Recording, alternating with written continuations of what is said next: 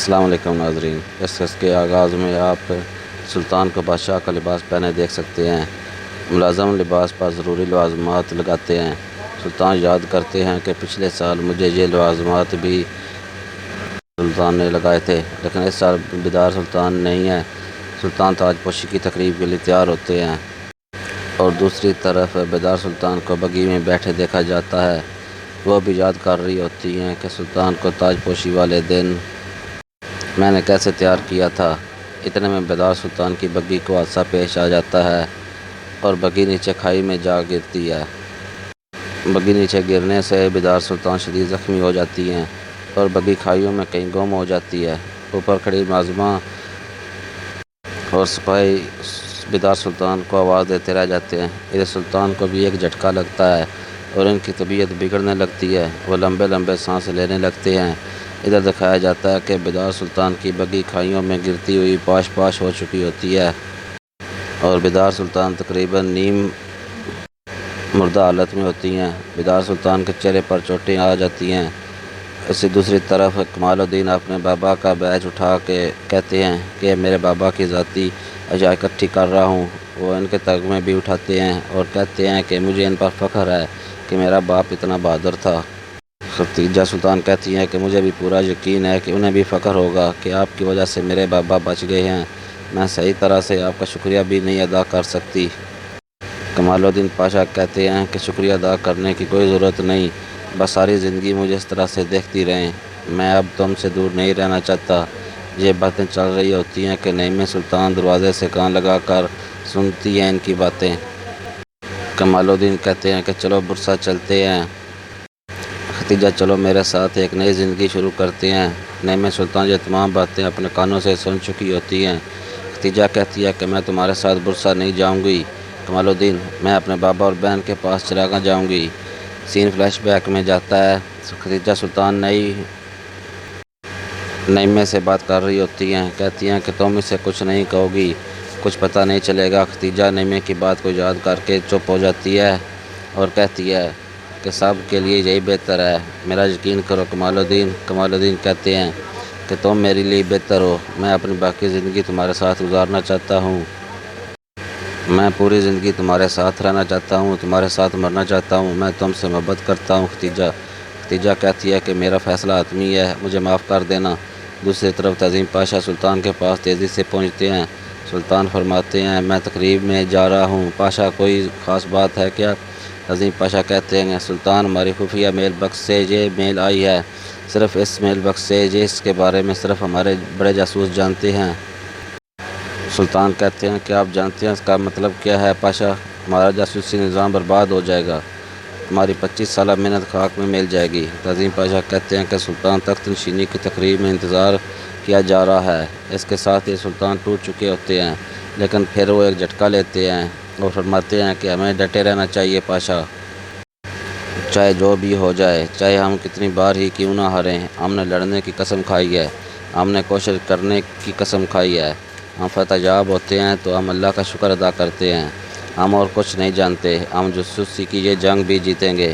یہ کہہ کر سلطان فوراً سے آگے نکل جاتے ہیں۔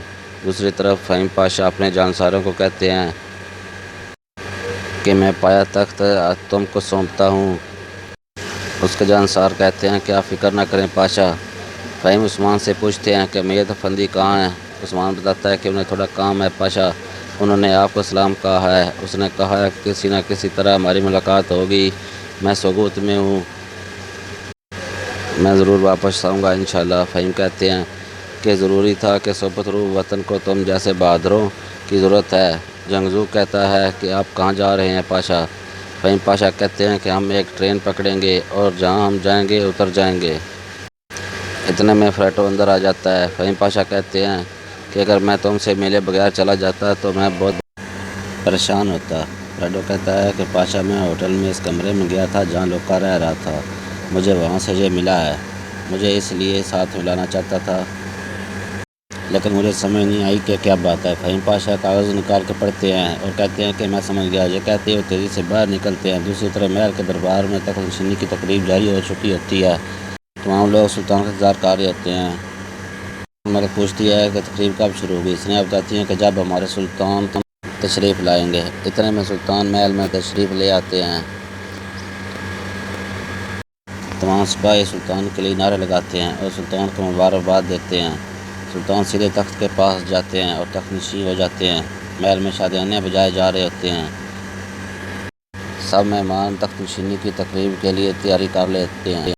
کراؤلے افندی فؤاد پاشا کو بتاتا ہے کہ یہ رہا وہ ہتھیار جو پورے شاہی خاندان کو برباد کر دے گا۔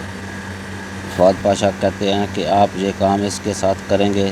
کراؤلے بتاتا ہے کہ ہم اس سے بے رنگ اور بے ذائقہ گیس کو زیولن کی موٹر کے ذریعے ہیٹر اور پائپوں میں داخل کریں گے۔ یہ گیس اندر جائے گی۔ میں سین فلیش بیک سے واپس آتا ہے۔ سلطان کی تقریب جاری ہوتی ہے۔ برطانوی سفیر بھی وہاں موجود ہوتا ہے۔ وہ سلطان کے سامنے حاضری دیکھ کر ایک سائیڈ پر کھڑا ہو جاتا ہے۔ دوسری طرف نیچے تہہ خانے میں کراؤلے افندی مشین کا وال کھول دیتا ہے اور مشین کام کرنا شروع کر دیتی ہے۔ وہ تمام کام کو بغور دیکھ رہا ہوتا ہے۔ اس کے ساتھ ہی وہ مزید وال کھولتا ہے اور بکواس کرتا ہے کہ سب مریں گے۔ محل میں تقریب جاری ہوتی ہے۔ لوگ سلطان کے سامنے حاضری دیتے ہیں۔ یہ منظر پلٹتا ہے۔ بندرگاہ دکھائی جاتی ہے۔ بروس کو پنجرے میں قید کر کے لایا جا چکا ہوتا ہے۔ میت افندی بھی ساتھ ہوتے ہیں۔ میت کہتے ہیں کہ آپ کی یہ پایا تخت میں آخری لمحات ہیں۔ بروس کہتا ہے کہ آپ کو ایسا لگتا ہے کہ میت کہتے ہیں آپ انگلینڈ کی جیل میں سڑنے کے لیے جا رہے ہیں، خوابوں کی دنیا سے نکل آئیے۔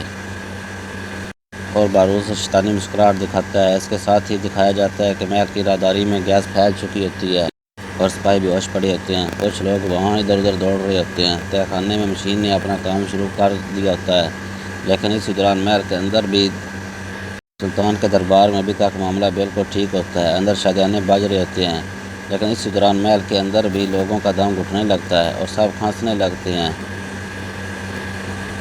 سلطان تھوڑے دور ہوتے ہیں اور ان کی طبیعت ابھی تک ٹھیک ہوتی ہے۔ محل کے باقی لوگوں کا دم بھی گھٹنے لگتا ہے اور وہ اپنے گلے کو چاک کرنے لگتے ہیں۔ سب سے پہلے سپاہی نیچے گرتا ہے۔ سلطان سپاہیوں کو حکم دیتے ہیں کہ دروازے کھول دو اور ان کی بھی طبیعت بگڑنے لگتی ہے۔ سپاہی جلدی سے دروازے کھولنے لگتے ہیں، لیکن وہ نہیں کھلتے۔ دوسری طرف منزل پلٹتا ہے۔ فہیم پاشا تہہ خانے میں پہنچ جاتے ہیں۔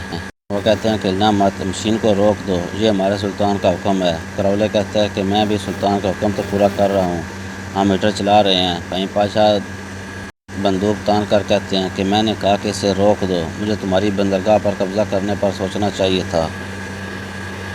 کراؤلے کہتا ہے کہ ٹھیک ہے پاشا، میں روکتا ہوں۔ فہیم پاشا کہتے ہیں تو لوکا نے یہ مشین حاصل کرنے کے لیے بندرگاہ پر قبضہ کیا تھا۔ کراؤلے کہتا ہے کہ پاشا یہ کہتے ہی کراؤلے افندی فہیم پاشا پر فائر کھول دیتا ہے۔ فہیم پاشا زخمی ہو جاتا ہے اور فہیم پاشا نے بھی اسے فائر مار دیا ہوتا ہے، لیکن مشین چل رہی ہوتی ہے۔ تمام لوگوں کا دم گھٹ رہا ہوتا ہے۔ زہریلی گیس پھیل چکی ہوتی ہے۔ سپاہی سلطان کو بتاتے ہیں کہ دروازے تو بند کر دیے گئے ہیں، انہیں کھولا نہیں جا سکتا۔ سلطان عبدالحمید جلدی سے عبدالقادر اور سلیم کو کہتے ہیں کہ کھڑکیاں کھولو، جلدی کرو۔ عبدالقادر میں اتنا دم نہیں ہوتا کہ وہ کھڑکیاں کھولے، وہ بھی نیچے گر جاتا ہے۔ محمد سلیم بھی گر چکے ہوتے ہیں اور بری طرح سے کھانس رہے ہوتے ہیں۔ ان سب میں مرد مجاہد سیرت سلطان عبدالحمید ابھی تک اپنے پاؤں پر سلامت ہوتے ہیں۔ محل کے تقریباً تمام لوگ فرش پر ڈھیر ہو چکے ہوتے ہیں۔ سلطان عبدالحمید بھی لڑکھڑانے لگتے ہیں۔ تحسین پاشا کو بھی دکھایا جاتا ہے کہ وہ بھی فرش پر لیٹے ہیں۔ دوسری طرف مشین چل رہی ہوتی ہے۔ فہیم پاشا کروٹ بدلتے ہیں اور مشین کی طرف گھسٹنے کی کوشش کرتے ہیں۔ سلطان نے دربار میں ابھی تک ہمت نہیں آ رہی ہوتی۔ وہ ایک ڈنڈا اٹھاتے ہیں اور آہستہ آہستہ آگے بڑھنے لگتے ہیں۔ دوسری طرف فہیم پاشا تقریباً وال کے قریب پہنچ جاتے ہیں۔ سلطان بھی اپنے لڑکتے ہوئے قدموں کے ساتھ آگے بڑھ رہے ہوتے ہیں اور بالآخر فہیم پاشا کا ہاتھ وال تک پہنچ جاتا ہے۔